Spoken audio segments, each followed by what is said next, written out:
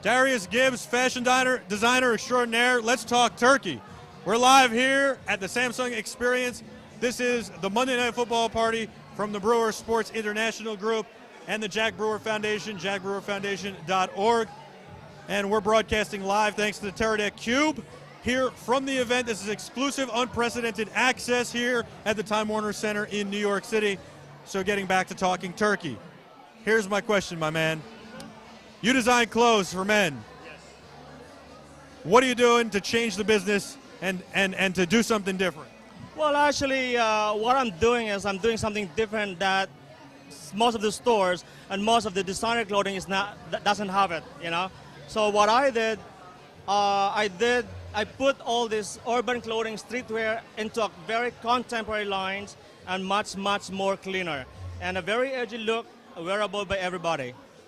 So how did you get into doing urban clothing wear? You're in sale at Dr. J's and Jimmy Jazz and a bunch of other urban clothing stores.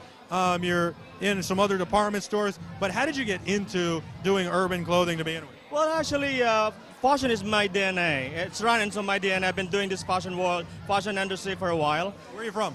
Originally from the Philippines. Okay, and you came to America. How old were you? Well, I came here when I was like late 20s. And you just knew I want to be a fashion designer. I've been a fashion designer since I was in the Philippines. Okay, and you said I got to make a name for myself, and now you're doing it. Well, I actually used to work from some other companies like Academics. Okay, sure, familiar with that. A lot of urban clothing. So how does your clothing differ from them? Well, actually, again, my clothing is much more fitter. You know, the fit is totally different. Isn't that the opposite of what urban wear wants?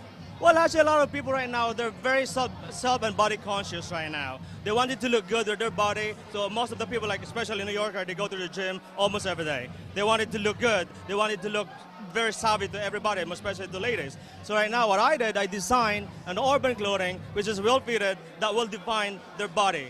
You know, that shows their hard work or what they have done that goes to the gym every day, you know. So that's what I did, and my line, it's not only like, you know, it's not simple, but there's a lot of edgy stuff on it, like combine different kind of stuff, combine different kind of fabrication into one piece, you know. How did you decide this is what you wanted to do? How did you decide I'm going to make my mark on the urban wear and I'm going to do it differently? Well, because I've been in this fashion industry for a while, and I know that my line is not there. Those are what we're missing in the market. So those are what the people are missing in the stores. Now, you made a big presence in Fashion Week. You do fashion shows. You're very well known, and we're very honored to have you here. I'm quizzing you, you know, because the people need to know your background. That's the important thing. And so, you know, I thank you for sharing your story. It's very interesting. Talk about Susan G. Komen, breast cancer, and what they're doing here tonight to raise awareness and money. And by the way, I just want to say, a typical fashion designer takes his own take on the pink ribbon, and I like what you've done. Thank you. Actually, this is a piece of my fabric that I use for my collections. Well, I'm fond of any charity event, especially Susan G. Komen. I participated in New Jersey Fashion Week last year, the first ever New Jersey Fashion Week in New Jersey. Well, actually, the proceeds of that event goes to Susan G. Komen Cure for the Breast Cancer. And I just did also another fashion show with New Jersey Fashion Week in Hoboken last Monday. You know, that also proceeds goes to Susan G. Komen Cure for the Breast Cancer. I'm here supporting the event, okay? I was invited by TR Luxury and Pinstripe Magazine, one of my partners, you know, so to support this. And I'm having another event by end of the month at the Crossroads Theater in New Brunswick, again, also for Susan G. Komen Cure for Breast Cancer. Well, that's great, man. I like what you're doing, and I like that you've embraced the cause.